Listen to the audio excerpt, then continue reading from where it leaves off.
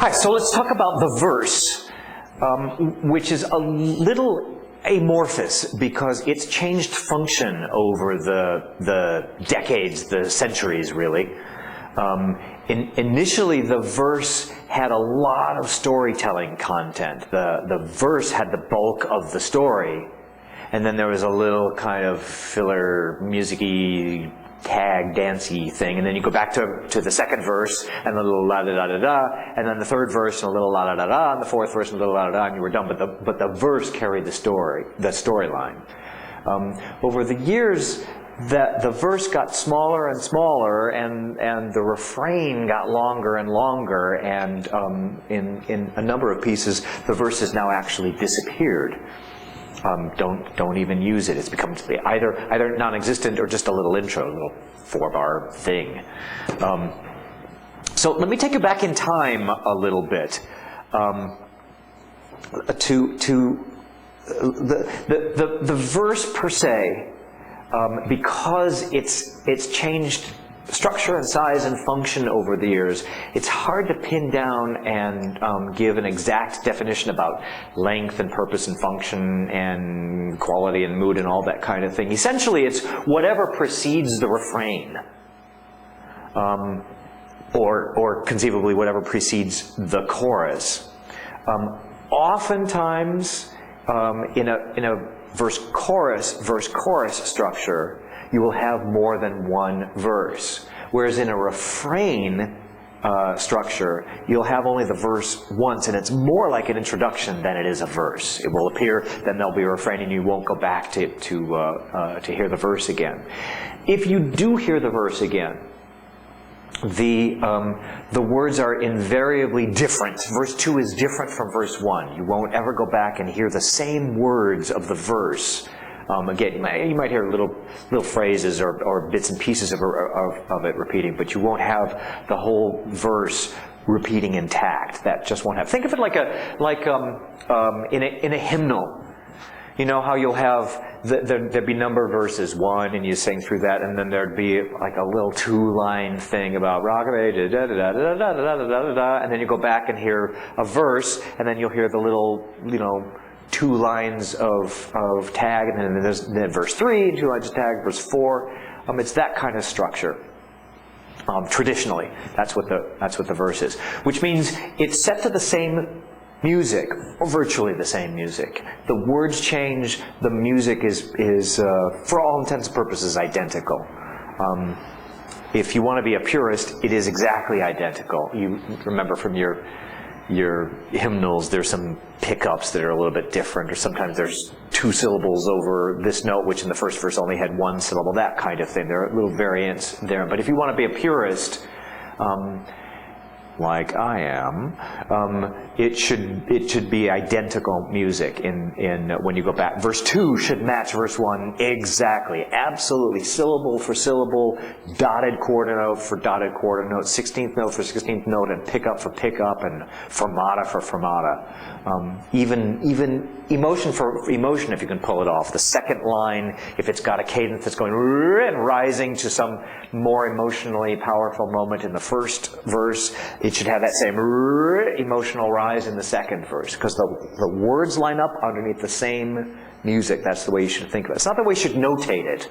You shouldn't notate it with repeat signs and 1s and 2s and 3s and 4s, because in musical theater, you'll undoubtedly want to stage verse 2 different from the way you staged verse 1. So you want room to write. You want the choreographer and the actor and the director to be able to, write different things under verse 2 and verse 3. So anyway, a verse differs from an intro. Let me read what I've got here. It's again, it's a bit of a loose definition because the verse has got to cover a number of different variations over the years and over the centuries. Refrain is a little easier to tie down, and same with chorus, but verse is a little tricky. In musical theater lyric, the verse refers to the section of the lyric which immediately precedes the refrain, provided it occurs at least once more after the refrain. It's kind of what I just said.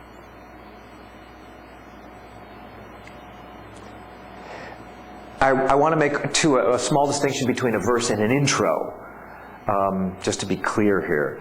A verse will get repeated. If a verse is sung only once, as in verse refrain, it truly isn't a verse. It's more of an intro.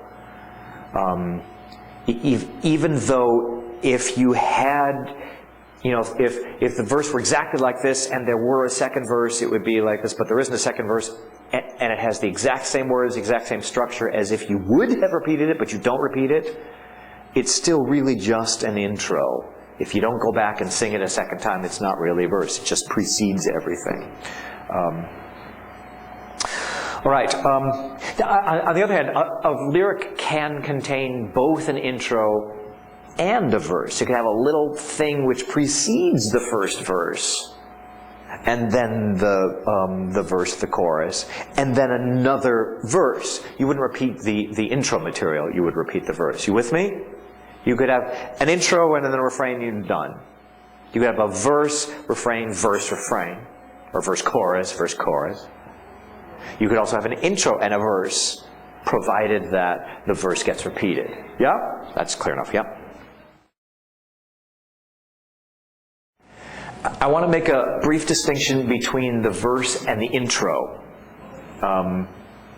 because you actually can have both in the same piece. So I want to call the difference. And if a verse isn't a true verse unless it gets repeated with at least a second verse. If you don't ever go back and repeat, it's really just an intro. Even though structurally it looks just like a verse. If you were to have written, verse 2, and then in subsequent drafts you cut out verse 2 but didn't change anything to verse 1, but you never go back and repeat it, it actually then is an intro, not a verse. A verse needs to be gone back to after either the refrain or the chorus.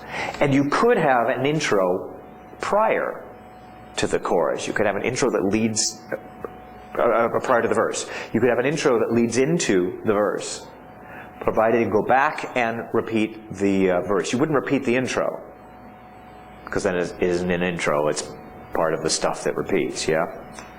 So, now let me go back historically. Verses vary in length and size and function, mainly now due to content. You make the choice about how long the verse is and what the function of the verse is because of the content. So it's hard to pin down and say, a verse should be 4 lines long or 32 bars long. It could be, just 4 words. It could be no words and not have an intro, not have a verse. It could be lengthy. It all kind of depends. In general, the verses that accompany choruses are longer than the verses that accompany refrains, in general. Because in general, choruses are shorter and tend to loop, and the verse-chorus combination, there tends to be more story content or emotional content, or the backstory changing from verse to verse. So there's a little more stuff happening in the verse with a chorus. With the refrain usually has the bulk of the emotional heavy lifting to do, so the verse is often shorter to get into the refrain. But that varies. You can find long verses with long choruses and short verses with long choruses and all those variations. So you can't judge by length whether something is a verse. You can only judge by function. Yeah, you with me? So now let's go back historically. Historically, the verse was used to tell the story. Think folk song for the historical function of a verse. There'd be, this I'm walking down the road and I see this thing, and then there's a little chorus that goes fada rada ro, rada rada rada ray, and then there's, or whatever those nonsense syllables are, and then another verse. And the thing jumped up and pulled my hair and told me she was a witch, and I said I didn't care. Fada rada ro, rada rada rada ray, or whatever those words are. And then the story continues. She said, you need to be good to me, and I didn't believe a word she said, so I just continued on my way. Fada rada ro, rada rada rada ray. And then the story continues. She followed after me, she turned me into a toad. Fada rada rada rada.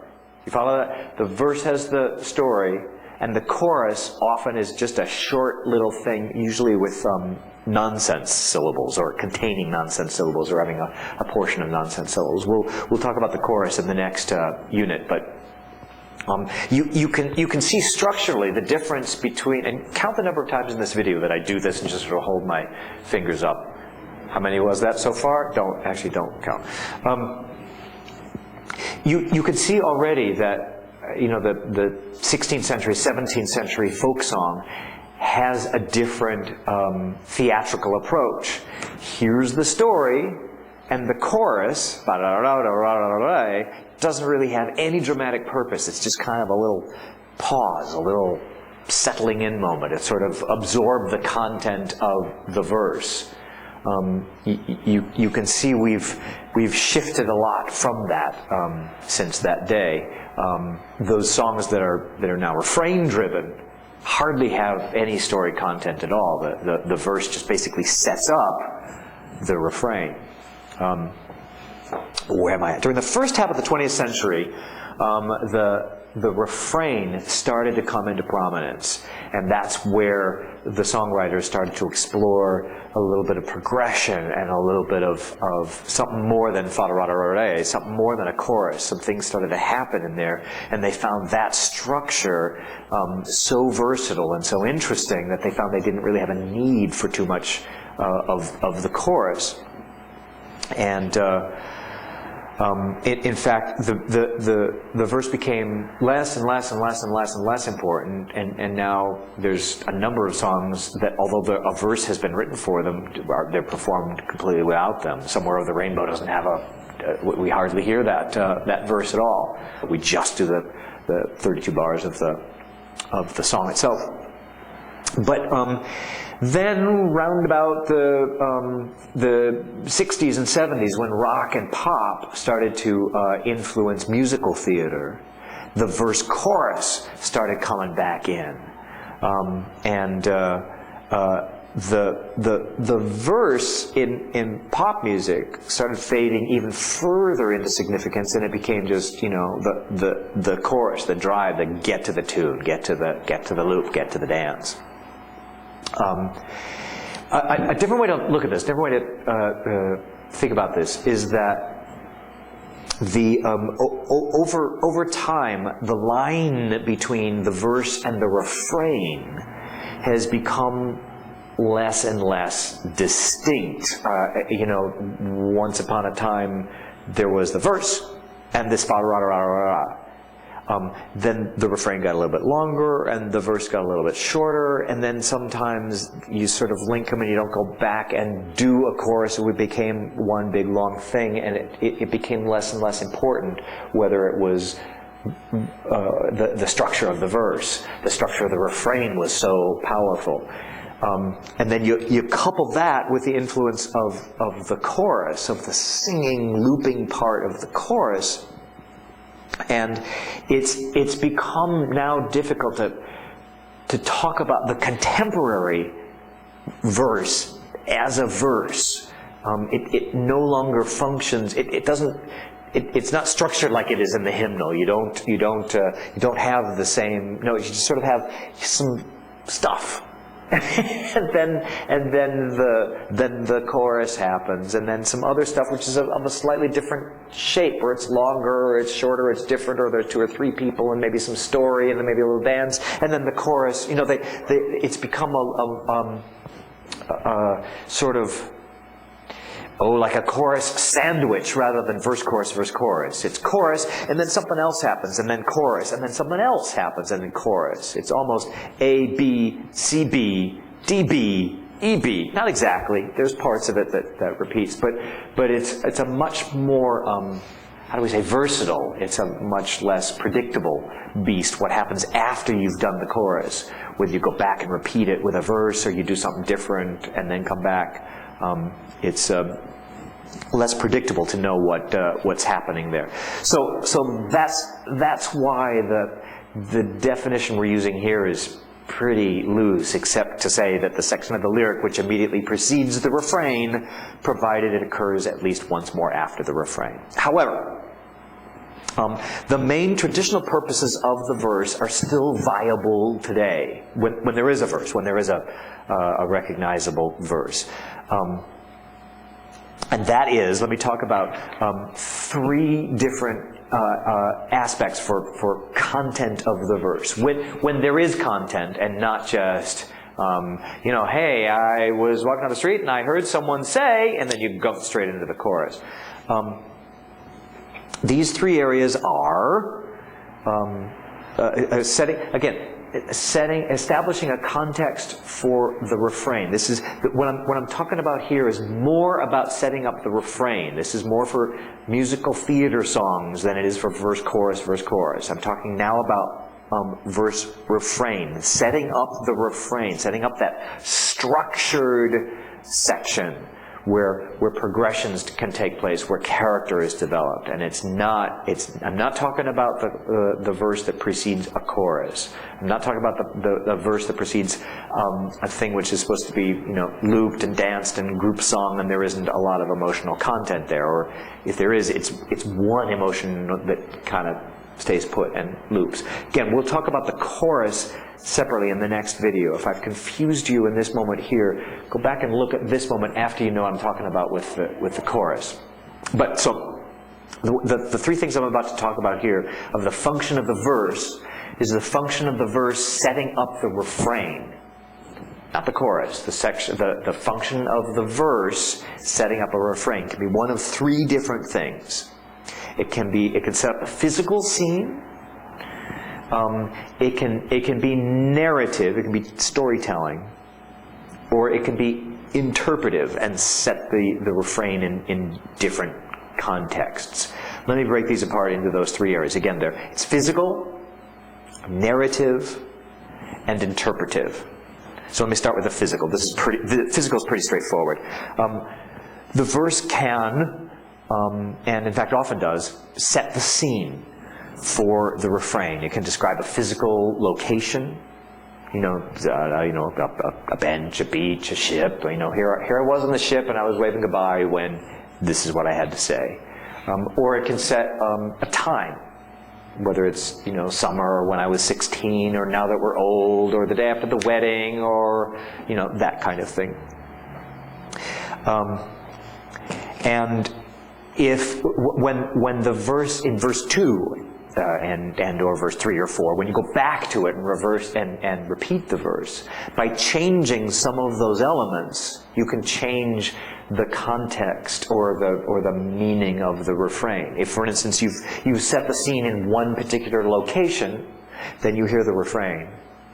And then in verse 2, you change locations and then hear the refrain. It might give a whole new light to the refrain. One is before, one's at a wedding, one's at a funeral, and the words then have an entirely different context. One's at a birth, one's at not a birth. So the physical location can describe any kind of particular place, but in general, it's being specific. It's not just sort of describing, I don't know, when I was down south, maybe, but it's a little bit more specific. Here I was in this particular place. Same with the time. It often indicates a specific time, and then going back to the second verse is usually a time change, either forward or backward, clearly. All right, so that's pretty straightforward, that the verse can establish physical location and a place and time. So let's talk about the other 2 spots, the narrative and interpretive. Narrative. I want to talk about 4 different subsets of narrative. 1, character. 2, narrator. 3, declamatory. And 4, storytelling. I'll break those down. These are all subsets of narrative. First one, character. The verse makes it clear who's singing the refrain. It puts the refrain into a context. Or maybe about whom the refrain is referring. So, it might say, my daughter's wedding, and my wife comes up to me and says, and then my wife sings the refrain. So we know who's singing it, we set some sort of context, and we know who's singing it. Subsequently, you could go back in verse 2 and change characters. I got to thinking what my wife said, and I'm not sure I agreed. And so I said to my mother, and then I sing the refrain. So you can use the verse to set up who's singing the refrain, character. Yep. And in subsequent verses, you can change who's singing it. Therefore, you could see, if you work that in with physical, with the other type of way to change locations, you could conceivably have the same person in a different time, or a different person in the same location, different person in a different location, etc. You see how you can sort of play with these elements and change the context of the refrain. 2, narrator. An entirely different narrator sings a subsequent verse. The mother is all teary-eyed, and her hat is all askew, and she takes out a handkerchief and she sings this to you. Then she sings. Now the little flower child gets up, and she's all innocent and happy, and there's flowers in her hair, and she sings, da-da-da-da-da. And then all the wedding guests get together, and they're so moved that they all sing, da-da-da-da. Okay? It also doesn't necessarily have to be putting quotation marks around the refrain. The narrator could shift location, or we could have a different narrator on the other side of the pond. Bernie over there is sitting in his office, and he's thinking about this and wondering about what Easter is, and then there's a whole sequence about fondness and friendship, but it's not in first person. It's not quotation. Bernie isn't actually singing. It's just friendship is wonderful and time lasts through the years. And then in verse 2. We cut to some American pal or his former fiancé or something, and there's a sad little girl, and she's thinking about the man she left behind. And then it's not quotation, but we sing about friendship is harder when so shifting narrators. That's another possible thing to do in a verse. Quite often, the function of the verse does very little more than just to say. Just to have someone come forward and declaim, "I have something to tell you." Sometimes that's the entire function of the verse. Often, if that's all it is, if it's just one guy saying, "I got something to say," that usually becomes an intro rather than a verse. Because to come back to him and say, "Yep, that's what I said, and that's why still I say," although that's possible. But in context of shifting narrators or shifting characters, you can see how so the bridegroom gets up and says, "This is what I have to say." And now, verse 2, now, did I just say the groom? And now the bridegroom. Now the bride gets up and she says, "Oh yeah, well this is what I have to say." And then she sings the, But oftentimes that's the function of the verse. It's just to kind of put a colon at the end of the verse and say, "And so that therefore," and then you sing the refrain in quotation marks, a direct quote. Yeah, you with that? This is all pretty straightforward stuff. This is not.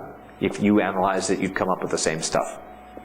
So that's physical. You can set the physical location, or you can set the time change. Narrative. You can establish the character. You can change. You can let us know who's narrating it, whether it's first person or not first person. And then declamatory. This is what I have to say. Then the last of the 4 narratives is storytelling. Again, traditionally, once upon a time, the verses had the entire burden of telling the story. So as the story progresses via a series of verses, the refrain in between the verses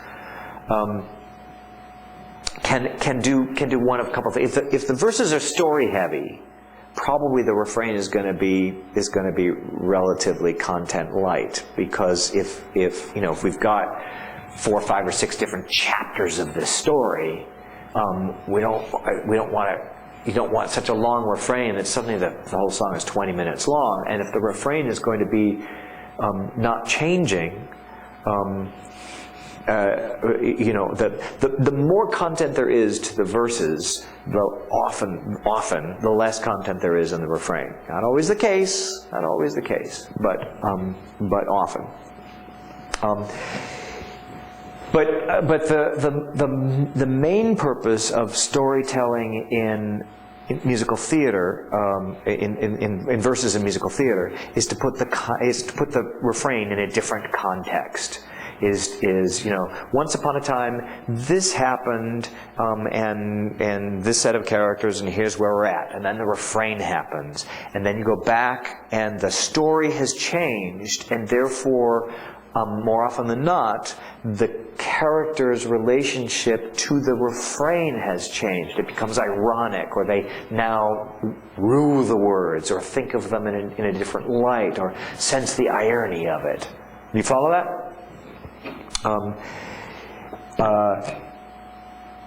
So if the narrative story of the verse is really driving the day, you might consider not using a refrain, but using a chorus. If the verse is really, really heavy with story, you might consider more in the chorus realm, which again it's in the next part. But the idea is it's shorter. It doesn't have narrative and dramatic change in it. It's more na na na na na na na na na hey Jude. That's the chorus, and then you do a verse, and then sets that up in a different kind of context, and then a third verse sets it up in yet another kind of context, or we see how this character thinks. So if you've got the dramatic, think of tradition from Fiddler on the Roof. The actual chorus is really pretty short. Tradition, tradition, tradition, tradition, tradition. That's all there is. Then we go back to a verse type structure where we meet a different set of characters. We now meet the daughters, and we hear the word tradition in the daughters' sense. Then we meet the wives. Actually, I got this in the wrong order. We start with the papas, and we reflect a little bit of what they think about tradition is. Then we meet the mamas. Then we have a little bit of a moment to reflect their perspective. Then we meet, is it the sons next? I think it's the sons. Is it the daughters? I have 5 daughters. I don't remember quite the order. I think it's the daughters that's next. And then the sons. So that's a pretty clear example of the shifting character perspective, and how you'd want a short little thing to have meet the papas, and then a big long 32-bar refrain in which the papas sort of change their minds or reaffirm, and then we meet the wives, and then they also change and reaffirm, and then we meet the daughters, and it's like, oh my heavens, how long is this opening number? It's also closing number. So if you've got a lot of content in story content in your chorus, in your verse, you might consider using a chorus rather than a refrain. All right. And again, you might want to re-listen to this portion once you've listened to the sections on chorus and refrain to re-look at when you want shifting narrators, when you want declamatory stuff. When you want a short chorus, when you want the refrain, when you want a short verse, all that kind of stuff. The last content point I'd like to make about the verse is talking about when the verse functions as in interpretive fashion.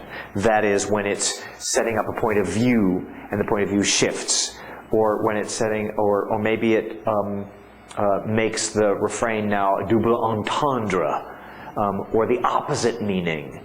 or it shifts the mood. So those are the four. I don't have too much more to say about those. They're fairly self-explanatory, but let me go a little bit slower over them. Point of view. Subsequent verses might set up a different way of looking at things, casting a whole new light to the meaning of the refrain. The Fiddler on the Roof is not a completely different meaning, and in that way it's not the best example here. But we go to the fanciful wedding that I was kind of riffing on. The groom might have this meaning to the refrain. So in his verse, he talks about, I'm so happy to be doing this wedding. This is really great, and this is what I think about marriage. And then you've got his refrain. But then you switch to the mother-in-law, and she doesn't quite have the same happiness about this wedding as the son does. So you set up her persona, and then her words give a different point of view to the refrain. So again, very straightforward stuff. This is not rocket science. The verse can help set the refrain in a different context. It can create a whole double entendre that you didn't see coming. The first time around, the verse sets it up, and you hear the words of the refrain, and it sounded perfectly fine, perfectly innocuous. And then you hear the refrain, then you hear the second verse, and suddenly you realize, oh, that's what he meant. I see. And you didn't hear it the first time. You didn't understand that was sexual. Or the opposite. The first verse set up something which you thought was sexual, and then the second verse explains, no, you completely misunderstood. It was absolutely innocuous, and you have a dirty mind, young man or young woman. And then you hear that through. So, it can shift what you thought was innocent into something which isn't, and vice versa. Similarly, it can be ironic, or the opposite. It can, you thought this was a happy thing, but after you hear verse 2, then the refrain, you understand it's not happy at all. So the verse can shift the meaning of the refrain, even if the refrain is exactly the same. And likewise, the verse can shift the mood of the lyric if the story shifts, or even just saying, that's what I thought when I was a young man, but now that I'm an older man, not so much, and the thing gets a little more lugubrious or happy or whatever it is. All right. That concludes the overview of the verse. It's probably not anything earth-shaking that you haven't already thought about, but maybe it codifies it into various areas, so that as you're contemplating, what do I want to do as I'm setting this up? Am I setting up the physical location? Is it changing time? Am I shifting narrators? Am I shifting characters? Am I shifting moods? Am I shifting point of views? Am I trying to do double entendre? If so, let me do that deliberately. Let me be in control of it. Or, do I not want to shift points of view? I really don't want to go back and have a second verse. I want just an intro. Let me not have a second verse. Or is this, do I like the more modern way of doing things of, here's an intro and the refrain or the chorus, and then here's something which doesn't bear too much relationship to, here's stuff. It's the refrain sandwich. It's the chorus sandwich. Here's a little dance, and then the chorus, and then a little scene, and then the chorus, and then a whole other something else, and then the chorus. So I want to do that.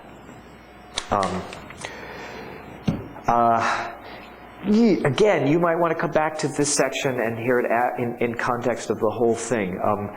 A couple units from now, you'll hear about progressions. Progressions specifically in the refrain, in the complex, dramatic musical theater refrain, in which characters make decisions, or things change, or conflict is inflamed, or time changes, and that kind of thing. Once you have a handle on those progressions, a lot of those progressions that I just kind of rattled off can apply to the verses. you can have from verse 1 to verse 2 to verse 3 some sort of progression. Time can pass, or the character can make a decision in verse 3 that he was contemplating in verse 2 that you set up in verse 1. It's not a one-to-one relationship. Often the progressions are based on that A, structure. So you have, part 1, part 2, something contrasting in part 3. It's often a 3-part decision-making process. And you don't necessarily want 3 verses. Sometimes you do, and sometimes they'll correspond, sometimes they won't. But the point is, once you've studied the progressions, you've gone through all of those, you might re-look at the context of the verse and say, can the verse benefit from having a progression? Can I use some geography progression? Can I use a pronoun shift? If I use a pronoun shift with a shifting narrator, is that useful, and so on? I know at the moment I'm talking gibberish because you don't know what I'm talking about with the progressions, but once you do, you might go back and contemplate what to do in the verse. But I caution you about thinking about them exactly equivalent, because they're not. Sometimes the progressions that really benefit from the refrain structure, from the A, something else contrasting, and then a repetition of the A, that implies beginning, middle, and end, and sometimes that doesn't really fit verse, which is more, this context, something else, this context, something else. Refrain is often a 3-part structure with a breakaway that doesn't always correspond to the verses. Sometimes it can. And it's possible to jam all of that progression into, all of verse 2. You could have the progression happen there with a small chorus.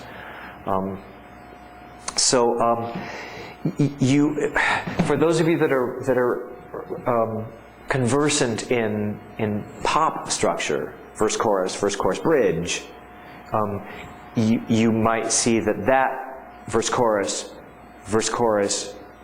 bridge has a little bit of equivalent to the A, B. You might find those progressions there. I know I'm ahead of the game here, and you're like, dude, you so lost me. I'm trying to put because you're not going to come back to the verse. There's not going to be a follow-up of, now that you know the progressions for the verse.